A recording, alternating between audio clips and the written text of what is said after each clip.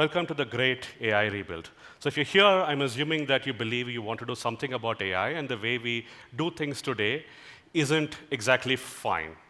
Now, it's rather easy to make that point with an audience that is in India. Why am I saying this? Right? Over the last few months, every large consumer AI chat LLM product has launched a subsidized plan in India. Someone said we'll give it free for students. Someone said we'll give it free if you use a certain telco. Someone else said we'll just give it free to everyone, right, if you're from this country, right?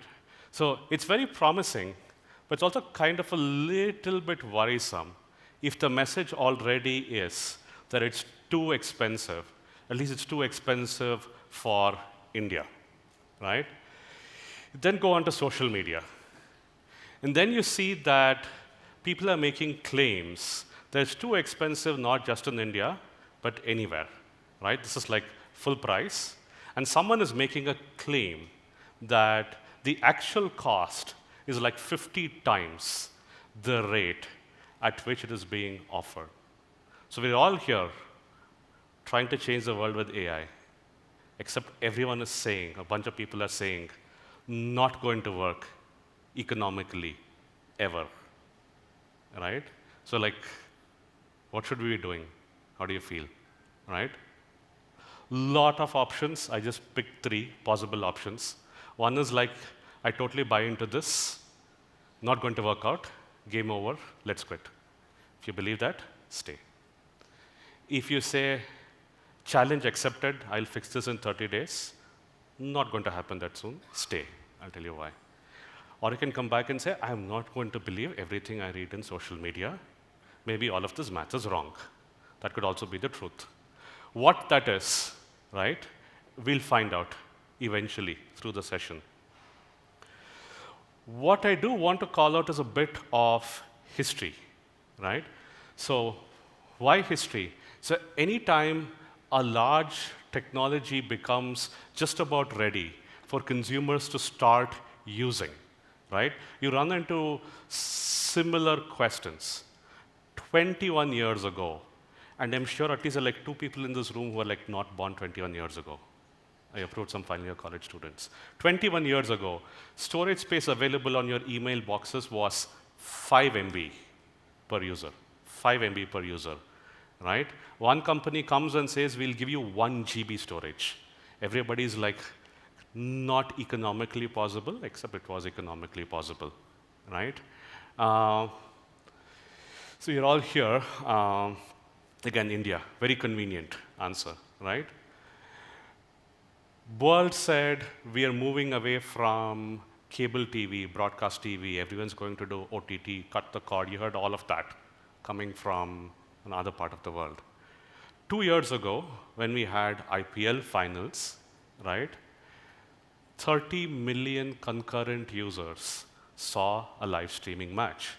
You asked people 5 years ago saying, forget scalability of systems, right? Can you pull it off economically? People would have said, no. August 2nd, this year, right? Amount of transactions UPI clocked on a single day was 700 million. 700 million transactions, inter-institution, inter-banking transactions, low-value transactions, and most of the players of the ecosystem are doing it for almost free, right? All of this feels impossible, right?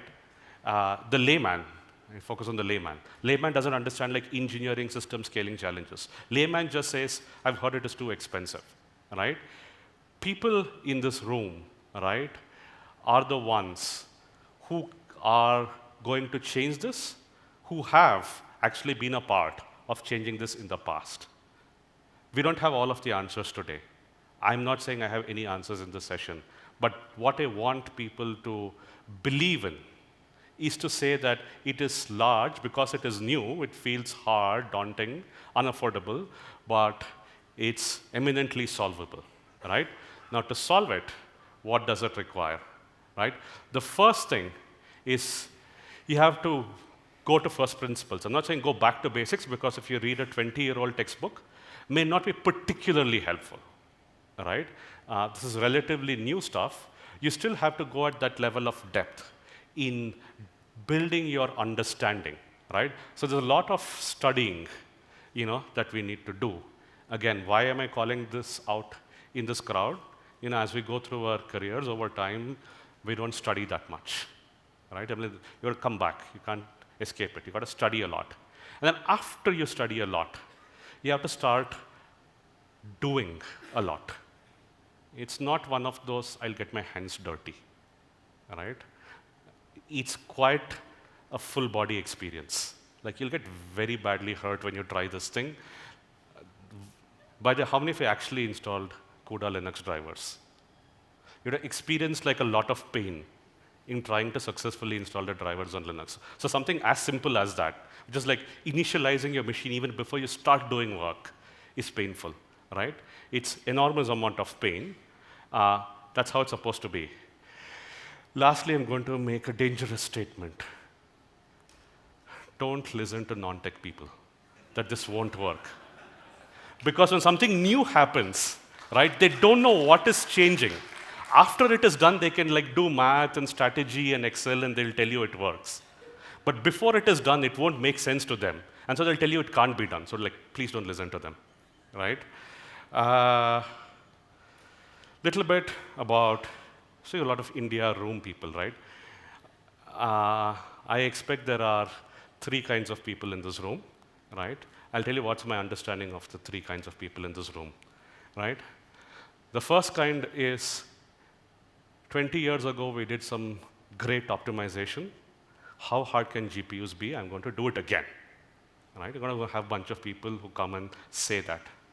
The reality is they are spending most of their time making PowerPoint decks, either for investor pitches, right, or for sessions like this. Right? So a bit of a problem. So we'll then move on to the next segment. Right? People actually do real work. What do they do? Well, in the name of optimization, they're actually fighting cloud bills, right? Very few people are actually doing hard algorithmic problems, going down and saying, okay, let me see where essentially is an L2 cache miss on a CPU. That's not how people are essentially solving for efficiency. Efficiency, unfortunately, over the past few years got translated into saying, again, I'm assuming most of us run stuff on the cloud, and so you get a very large cloud bill, and then very bizarrely, internet egress is the most expensive thing. You solve it, you think you're great at system optimization. Not going to help, right? What does humanity do when we believe the current set of people can't crack it? We will say the youth holds all of the hope. The children are our hope. The equivalent of that in the professional world is college fresh grads, right? They are the ones who were born with AI. At least their professional journey took birth with AI, right? So they know most about AI, right? I do think they know most about AI, but not going to be very useful for solving this problem, right? Wasting a lot of time, you're thinking, right? So if you get to basics, do we even know why GPUs are needed? Remember what I said. You need to come up with a fairly deep answer. Superficially, we all know why it's needed, but you sort of have a very deep understanding of why it's needed. So I'm going to do a bit of walkthrough. Now, depending, very diverse audiences. Some of this might be very boring, some of it be like, oh, really? So bear with me, right? So if this diagram looks strange to you, right, the diagram, not the text, a bit of a problem, right? That's a most trivial deep neural network. It's not even like deep. It has like a single hidden layer. The reason is this is the thing that caught everyone's fascination, right? Something called as a universal approximation function, saying any function in the world can be represented by this, right? So pay attention to this diagram. We're going to do fun things with this diagram. So most neural nets are essentially a slightly complicated version of this. Again, some of you have never done anything like this before, so let's spend a little bit of time, right? It assumes that your input function is like two numbers, which you see on this side, and it has to output two numbers on the other side. Hidden layer, there is something in between. You see like 4 rows. That's like 4 rows of training data, right? So what is training a neural network? It is to say, given an input, I can like give an output. You have to learn something. What are you learning? The seemingly invisible bits, right? You see like 2 gray boxes behind, right? The 2 gray boxes essentially, again, is a matrix. It has numbers called as weights, right? If you remember high school algebra, you can actually see that you can multiply these matrices and then you get the output matrix. In reality, there is something else called as a bias, but not going there. Let's pretend it is this simple, right? This matrix multiplication. Some of you are like, I never liked math in high school. A reminder on what matrix multiplication is. The thing to note is that to output a small value there, you have to take a large set of values and a large set of values, multiply and add, and get like a small value, right? To people who do DSA algorithms, it's like naively an n cubed complexity, n square, whatever, right? So too much of math to get a very small number. The more interesting, beautiful property that you should pay attention to is every output cell can be computed independently of every other cell. So in theory, you can run, there's a 16 by 16 matrix, if anyone counted. So you can essentially compute all 256 output cells in parallel, right? That's an interesting property, right? I'm sort of building towards, why we get to GPUs. But before we get there, I said that neural network was like a toy neural network, right? This one is also a toy neural network, right? But a little bit more complex. What happens in reality is while that single layer can do magic, people have found that adding 2 layers actually gets you to the answer faster, or adding 3 layers gets you to the answer faster. A lot of you would have seen pictures like this all over the internet. Most of the time, people are cheating. Because if you look below, right, it says n equals 50, n equals 30. So even though visually you see like 5, 6 nodes, it's actually very tall. And because you can't like print it, people hide it. Picture on this side is an actual thing, right? Very early on, neural networks came in image classification. This is something called as GoogleNet, used for image classification. So in reality, it runs this huge, right? Go back to what I said, matrix multiplication.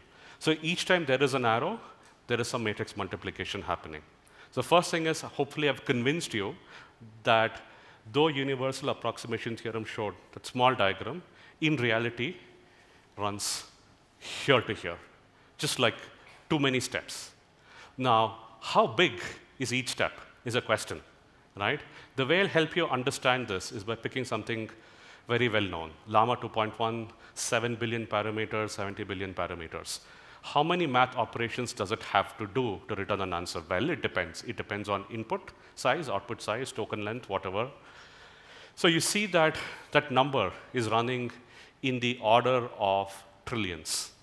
Exact number doesn't matter, runs in the order of trillions. This is just outputting, inferencing. This is not training, right? Trillions. Reminder, most processors still are running in single-digit gigahertz speed, right? Gigahertz is like billion. Hardware typically does not do, may not do more than one instruction per clock cycle. At least that's true for CPUs. So you have like trillion. Remember, right? It was around accuracy, latency, cost, trade-off, right? Mo spoke of. So if you want this to come out really, really fast, right? You have to do really large amount of math to get to this. The text on the right, confession, I have no idea what it is, right? What I did is I went back to my favorite LLM and I said, help me understand 5 or 6 key parameters that determines what a 7 billion parameter, 70 billion parameter is, because that was not important. The important thing was I was trying to get a sense of the size of the matrices, right? What this is showing is a leap of faith. At some point, you're multiplying like a 4,000 by 16,000 size matrix, and then by an 8,000 by whatever, another 4,000 size matrix, and so on. And then doing this maybe with the outer loop of 32, and then doing it with like 80 steps, like that long graph. That long graph was, again, GoogleNet, not Llama, but assume that they're all of like similar size. So this gives you an idea that, again, layman speaks of a 70 billion parameter model came. Oh, someone else released 350 billion parameter. I'm sure it's better, right? Lot of math. CPUs are not able to keep up, right? So now we start getting to GPUs at halftime. For rest of the talk, I'm going to take one of the models, one GPU, which is A100. To be clear, not paid by NVIDIA. If you don't believe me, this is a model that no longer sells. They stopped selling this chipset like 2 years ago. So I'm promoting a very old model. So I'm not promoting, right? That's the whole point. The only thing that you have to remember is approximately 7,000 cores, right? That's the interesting statistic for you to remember. Most of my friends deal with CPU workloads. You log into a Linux machine, you run your favorite variant of top, and then you press the 1 key. When you press the 1 key, it explodes CPU utilization from an aggregated number to a per core number. It looks like this. And so if you have like a 32-core CPU, you can individually see utilization of each of the cores. GPU has like, 7,000 cores. So how would this even work, right? Top doesn't show, right? If you think top doesn't show because there isn't enough screen space to show, that's not the reason, right? GPUs are a very funny beast. If you have to know like GPU utilization, there is this command you run, right? At least in NVIDIA SMI, it gives you an answer, 99%. It just means the GPU was active. You could have used 1 core of the GPU, 100 cores of the GPU, all 7,000 cores of the GPU, it would still show the same number. This number changes only if it goes to 0 cores. So this is actually for what duration was it 0 cores, and for what duration was it greater than 0 cores. So somebody telling you it was greater than 0 cores most of the time when you're dealing with 7,000 cores is a particularly good indicator of are you utilizing your hardware well. But this is a confession. I want to tell real stories. When we ran that, we actually found our utilization was 33%. This graph, any idea what this is? This has got nothing to do with AI machine learning. This is from front-end tool, Sentry. And what is Sentry doing in machine learning, right? That's what happens when you put people like me to solve this problem. I said, code base, I need to understand time spent by different segments. I know how to annotate it using open telemetry spans. I like the visualization Sentry. I will go run it. Then I just took marker and said, oh, this looks like CPU step. This looks like GPU step. 60% of the time, it's not doing a GPU action at all, right? Very quick way. Why am I calling this out? This sounds very inelegant, but this is also a bit about scrappy. This is also a bit about doing things when it hasn't been done before. You don't have like clean, ready-made solutions to solve for this. Then you go inside, an NVIDIA tool, and then it shows you some funkier graphs like this, another tool, right? I don't know if folks can read from the back. I have difficulty. It actually shows utilization by something called as streams. It shows CPU, RAM utilization by something called as streams. You're like, what is streams? I know cores. What is streams? Well, for that, you have to get a little bit into the hardware. So if you get into the hardware, the seemingly 7,000 cores, right, is not 7,000 cores. What you actually have is large logical blocks called as streaming multiprocessors, I think, SM, right? So you have like, 100-ish SMs, underneath which a lot of cores are stuffed. And when you program, right, you either run code on an SM or it doesn't run on an SM. So initially we started with a global utilization. From there now I'm dropping down to saying at a SM level utilization. And SM level utilization still doesn't tell you, are all of the 50 cores underneath a single SM getting used? What it will tell you is if I have 100-ish SMs, are they getting used? Right? Gets hard to debug. Another scandalous thing that I discovered, your operating system does not know the GPU exists. It cannot see the RAM, it cannot see the compute, which means virtual memory manager of your operating system cannot manage GPU memory. It means scheduler on your operating system cannot schedule your compute on GPU, right? All of that is magically happening inside some GPU stack. So initially as reading, I got very intimidated. Then I'm like, wait, this is a very fancy way of saying OS scheduler without saying OS scheduler. Like, why? Right? They have like proprietary terms. I'm like, the answer is that. Because all of this essentially is running on drivers. This is where the history of GPU matters. GPU started as, serious people don't care. These gamers need some graphics card. Right? And so it was never operated by the operating system. Games used to directly program against it. And so your classical GPU still is not yet another compute or memory unit understood by the operating system. You run into trouble. If you go inside a GPU, it looks like this. Right? There are like integer units, floating point units, bunch of stuff. Most interesting is something called as a tensor core. I'll tell you why in a while from now. Right? Reminder, right? Remember, we did matrix, 6,000 cores, streaming units. It seems like a very hierarchical compute fabric. Most of it was matrix multiplication. The beauty of matrix multiplication is you can zoom out and apply the same principle of you can run this in parallel. You can take a stripe of rows, a stripe of columns, and then multiply and get at least a single block. Now, this is important because if you get down to hardware optimization, moving data from RAM onto L2 cache onto L1 cache are things you'll care about. And this essentially allows for the data that gets touched multiple times to sort of be, in hot memory on the caches, right? So this is a technique that's used underneath. The fun stuff that happens, people play with precision, right? So when you're doing math at this scale, 32-bit, 16-bit, and then like funky representations, they all matter. I'm not going to bore you with this. I'm going to give you an answer to this question, right? Someone in the audience did get the answer right, which is it depends on how you parenthesize. Depending on how you parenthesize, you get either 0 or you get 1. I'm going to give you a bonus question. There is no Mentimeter, right? Anybody can guess what this answer is, right? This seems simpler. Turns out this answer also depends on parenthesis. Right? Why am I talking about parentheses so much in a talk like this? Because scalable math, essentially, historically, if you went back to like MapReduce era, right? That trick worked not because you could parallelize, because they could all run out of order.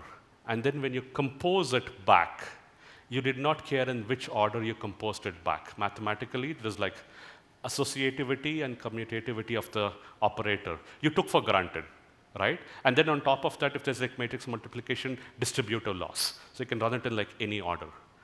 Now you see why parenthesis matters. Because if you run it this way versus that way, you get a different answer, right? You run this way versus that way, you get a different answer. So if you naively parallelize, right? Weird things happen because we're doing these operations 1 trillion times to get any answer, right? That difference between 0.6000001 and like 0.6, normally you'd be like 0001, doesn't matter. But the thing is you're doing it 1 trillion times. And so think in your mind what happens if you do trillion into 0.0001. It suddenly starts becoming a number that matters. So you can't just make the same assumptions that you made with integers when you're dealing with floating point. And pretty much most of the math that you do in machine learning comes down to like floating point. I'm going to give you a real example.